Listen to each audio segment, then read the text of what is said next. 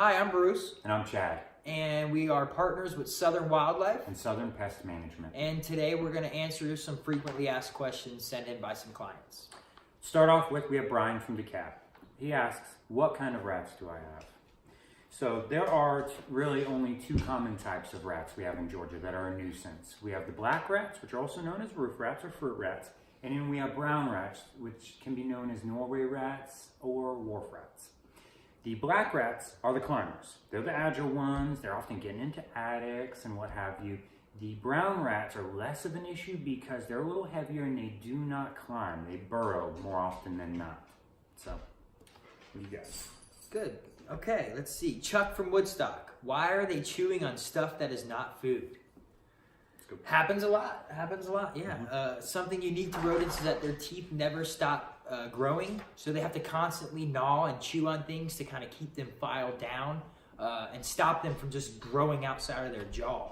Oftentimes our clients will see them chewing on like suitcases or like plastic Christmas ornaments, maybe like things of wood that are stored up in the attic. And yeah, like I said, it's just to keep their teeth from growing too long.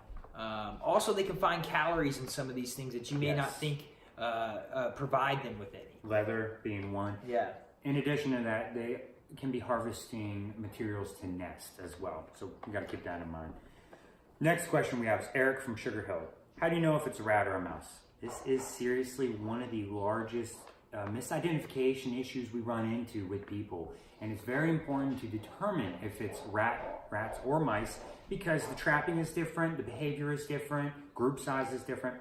So honestly, one of the biggest things is going to be the tail size in relation to the bodies. Roof rats, their tail is about longer than their body, whereas mice, their tail is much shorter and it's furred.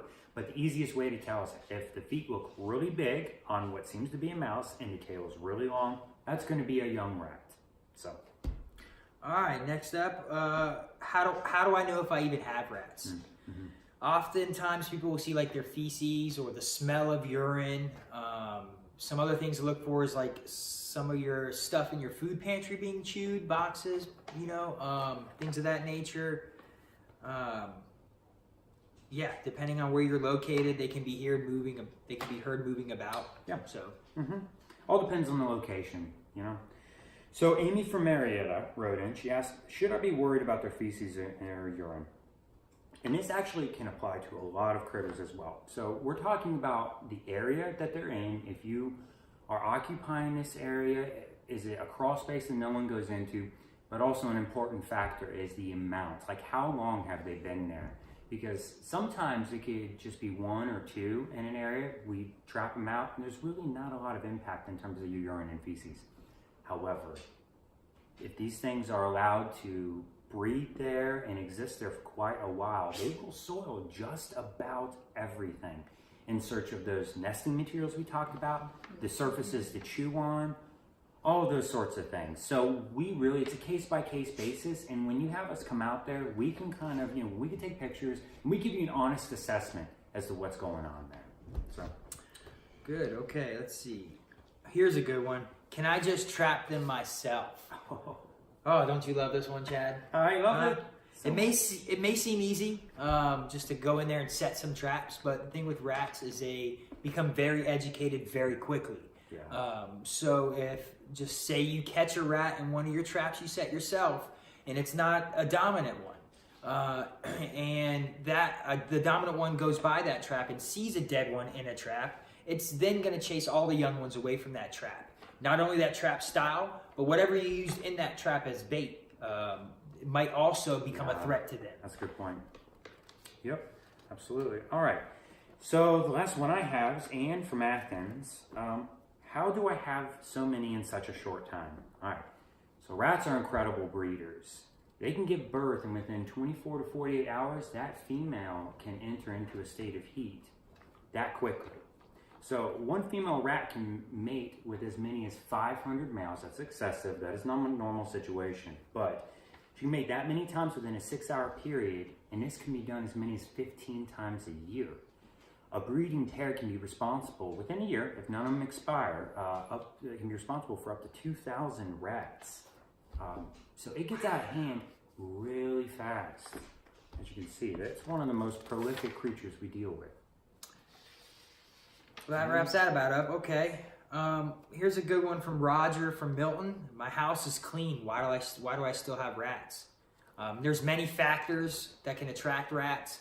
Any nearby standing water, as well as vegetation, bird feeders, any gardens you may have in your home, even something as crazy as dog feces.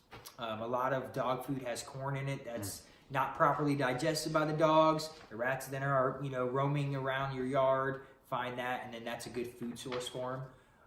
Yes. Can we get this one next? Yeah.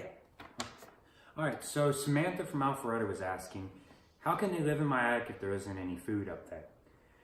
So it's important to understand that they forage. They don't necessarily eat right next to where they are nesting or burrowing. They can go up to 100 feet. In fact, that in this case, black rats are such good climbers. If they're in your attic, they climb right down.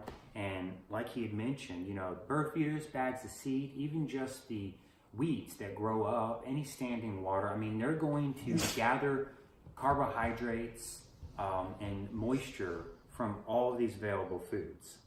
So that about does it. So thanks guys for the questions, and if you have any other questions, feel free to call us or visit the website southernpest.biz. Thank you guys very much. See you.